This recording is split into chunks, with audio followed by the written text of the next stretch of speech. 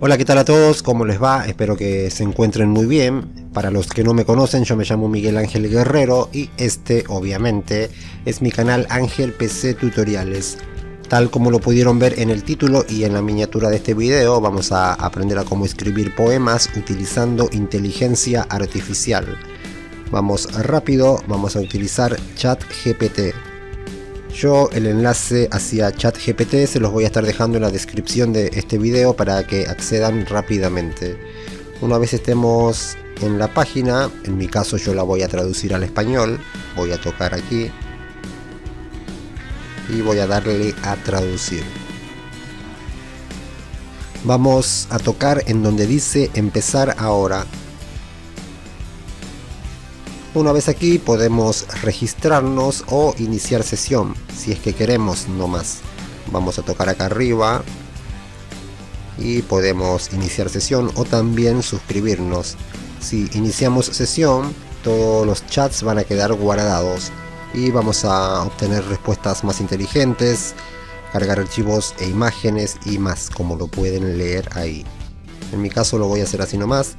Presten atención, aquí vamos a escribir. Yo lo hago así, yo escribo una pregunta y la inteligencia artificial me la responde. En este caso el video se trata sobre cómo escribir poemas. Entonces voy a preguntarle, ¿puedes escribir un poema para mi novia que está cumpliendo años? Solo para la demostración. Una vez hayamos hecho nuestra pregunta, vamos a tocar acá para que nos responda la inteligencia artificial. Y está empezando a escribir el poema. Vamos a ver desde arriba. Y aquí está, miren. ChatGPT nos dice, claro, aquí tienes un poema para tu novia en su cumpleaños. Y nos da todo el poema. Una vez hecho esto, podemos tocar acá para copiar el texto, el poema. En este caso, tocamos ahí.